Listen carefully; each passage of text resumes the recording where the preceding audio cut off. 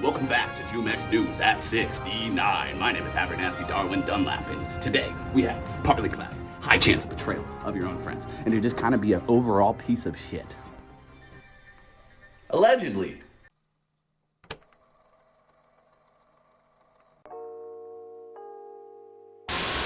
Hi, my name is Garrett. Thank you so much for tuning into this channel. Today we're talking about the never-ending saga that is JUMEX.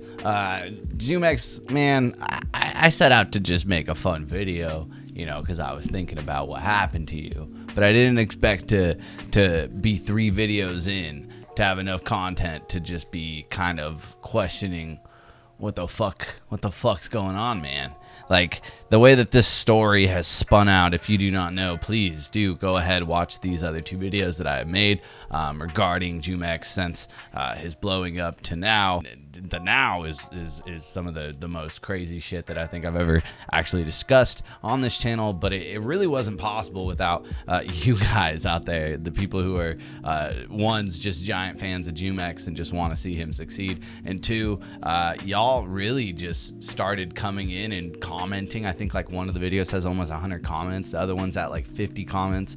It's crazy how much people actually love this guy, and it's been cool to see you guys, you know, reach out with information or just like more stuff. Like, I feel like every single day I have people reaching out, sending me stuff just in regards to what JUMEX is doing with his new clothing brand or the new album that dropped / leak. Like, that was all through you guys. So again, thank you for anybody who has found this channel through these videos. And you know, I guess here we are now an official JUMEX news channel. So episode 3 in the past like 2 months to catch you up. Last time we were here, we went over the fact that JUMEX has been posting music under an alter ego by the name of Goodnight Mark, and as well as the Boner EP, which was like a fake album that was somehow posted to his DSPs or digital streaming platforms like Spotify, Apple Music, Tidal, all those. And those songs it was short. It was like 5 or 6 songs. Some of them featured, I don't know, Conundrum.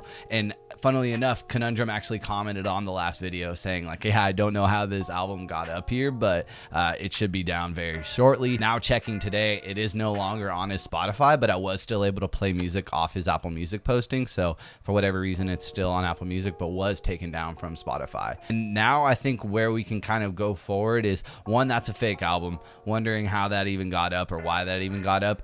If it is like this rabid fan base that I'm starting to like really take notice to, that's even crazier. So shout out to y'all if someone somehow like really wanted these songs on streaming and you somehow not only uploaded it yourself or leaked it, but 2, you literally got it on the same like the correct like artist name. Like that's kind of impressive, but it can't be that hard when you look at his artist name on a lot of these streaming platforms, and there's like this whole other JUMEX like techno project that's also tied into the name. So it may not be that hard to actually just tag something to the right place, but nevertheless, that is interesting, and it did turn out to be fake. Basically, immediately after posting that video on the internet, I had been recommended a video by the name of The Truth About JUMEX, and you should definitely go check out this full live stream, this full video or this rip of it. It's by Travis McCluskey, and he is the owner of Love Burns, which was like the clothing brand that JUMEX used to release a lot of his stuff through. And what he goes through is a whole litany of stuff, and I'm actually about to break it down exactly word by word. Essentially, the next like 6 to 7 minutes of this video is literally going to be me breaking down the entire live stream that he did. So if you already know and you're already caught up, just go ahead and fast forward to this time right now.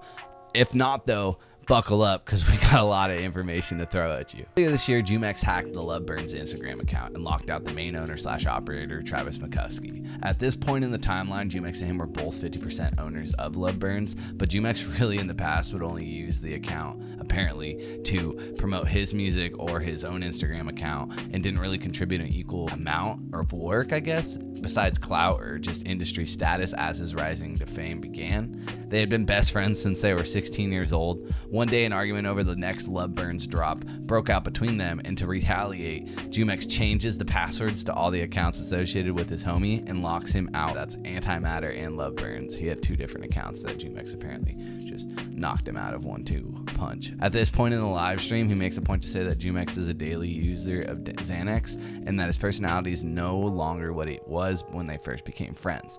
Travis also makes note of how JUMEX/Mark used to completely be sober back then. Soon after being locked out of his account, Travis regains access to the Loveburn's account via the official email account that was associated with his Instagram account. That was a lot of accounts. He got back in and locked JUMEX out of it for good. And that's kind of where the live stream kind of takes place in the timeline. He goes live and then says all of this that I'm breaking down right now. From here, he mentions that another frustrating aspect of working with JUMEX is the fact that his label is directly involved with all of JUMEX's image.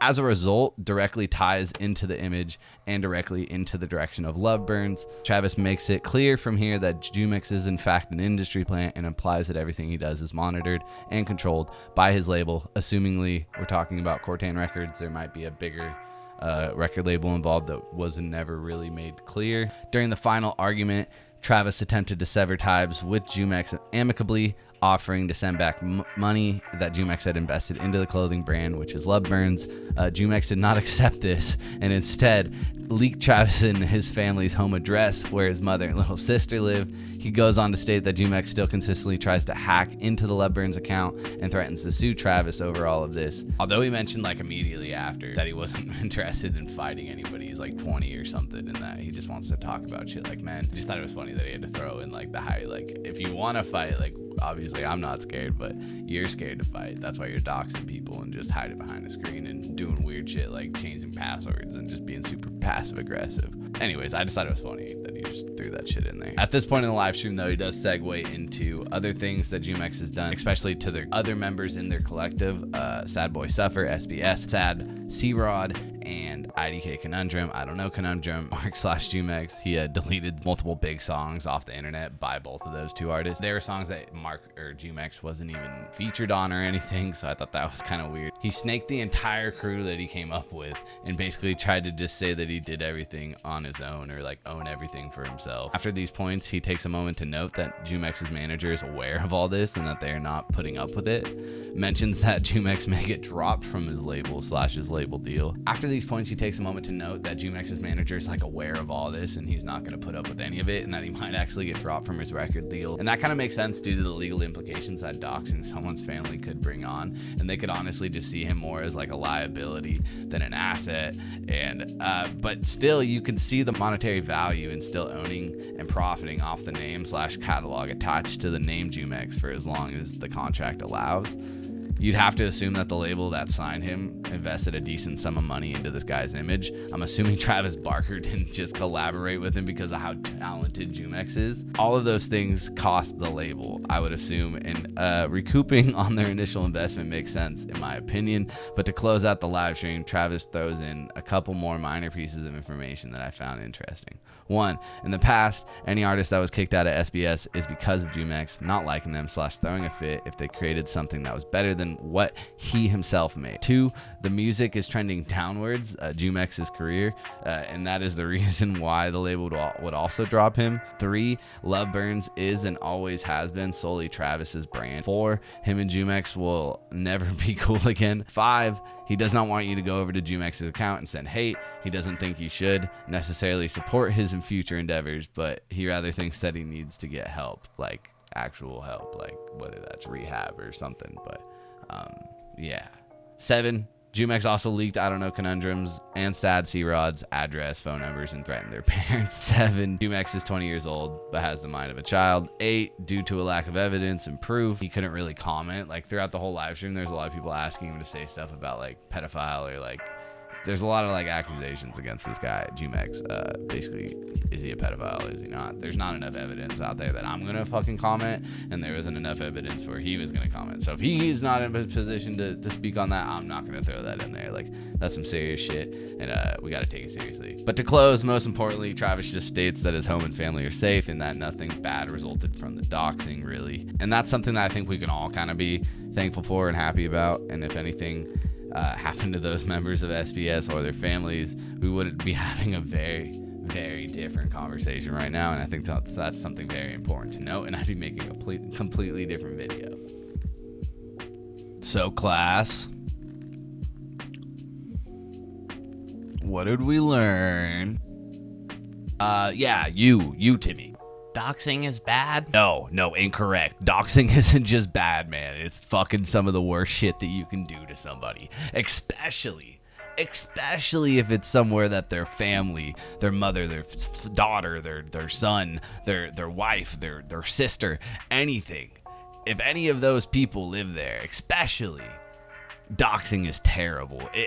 Like, I get weird if someone shares my phone number with somebody else, but the idea to have the audacity to actually leak my address or someone else's address or anybody's address, like any type of personal information like that, is the biggest like piece of confidentiality in friendship. If I trust you enough to welcome you into my home, I trust you enough, and this should go without saying to anybody, I feel like I trust you enough to not share that with somebody else. And especially not the internet, where it's some of the most dirtiest. Like, you're basically, if you leak someone's address on the internet and you have ill will towards that person, and it's not an accident, because shit does happen sometimes. Like, I've seen Kanye West like leak someone's address because it was on like a post-it card in a picture that he posted, if I'm not mistaken. He got suspended from Twitter for 24 hours. That's not what I'm talking about. That still sucks. That's not good. Don't do that purposely. Purpose. If you're doing this on purpose, you're welcoming and inciting people to fuck with these people. So Travis, anybody else in the SBS crew, Conundrum, C-Rod, I'm sorry. Like, that's some of the most fucked up shit. And that's kind of where and why this addition to this story has taken so long, because originally I was just curious about what was going on with JUMEX'S, but now it's kind of turned into this like awful thing that I kind of wish I never asked the question, what happened to JUMEX'S? But here we are, and nevertheless, I'm going to take this, and I promise you guys, I will be doing my best to bring you as much content and as much insightful pieces of videography, I guess, to bring you the information, to tell you what I know. And it just kind of sucks because I don't want to be a channel where I only have one side of the story. Like, if I could get an interview with JUMEX'S in 2020 or 2021, I will welcome that to happen. Even after all this went down, I would love to have a conversation with the guy to hear his side of the story. And it just sucks because I feel like I only have one side of the story right now. But I am working on, and I have reached out to Travis. I have reached out to various other people, and various people in his friend groups have reached out to me, and I've asked for info, and a lot of people just don't want to fuck with the guy. In fact, like, I got a message that was literally as like creepy and eerie, and just kind of like really put a nail on the coffin of like, oh, this is serious. And this obviously, again, doxing, very serious. But when you kind of hear like the way that he's formulating how he feels about even talking about this guy in a public forum, it makes you think how fucked up in the head he is. And that's a whole can of worms that I didn't necessarily want to open up. But again, I do promise I will be bringing you that content, and I'll play that for you right now with complete confidentiality. I do not want anybody who is actually saying this to get spun up in anything, but just to show you that this is real, here it is. Yeah, I don't know that much of what's going on with him now, and like, also I don't really want to get caught up in any drama, because like, that motherfucker's crazy, bro. And he will, like, if I say some bad shit about him, he will literally, like, bro, I just... And, I mean, I had to, like, deepen the voice, or I don't know what exactly I did in the editing, but fuck, man. Like, take it from me. You don't have to believe that. That's, like, a piece of you're just gonna have to trust me as your tour guide through all this. And, you know, that's kind of where I'm gonna cut this video today. It's a whole lot more than I was planning, but I do have another video coming for you guys early next week, and that's going to be a lot more lighthearted. He actually has another alter ego that he's been posting music to, and he has a clothing line that he's been posting about, and apparently a drop is coming on November 7th or 6th. So apparently that's happening. He's been posting a lot of snippets. I have people sending me a lot of like behind the scenes information about that. So we're going to go through some of your guys' messages that you've been hitting me up. And if you do want to contribute and you have anything that you'd like to say, or if you know any of the people that I listed that I would like to talk to, you know, if you want to put them in contact with me, that would be awesome. You can follow me on Twitter at YoGRRT, YOOGRTT, Instagram as well. Now in rotation on those two platforms as well. Thank you again. Another video coming very soon. This one's just a little long and a little too dark to go into something that is just a little less heavy-hearted. But nevertheless, don't fucking dox people. Take care of your family. Be safe out there. And that is all, you beautiful folks.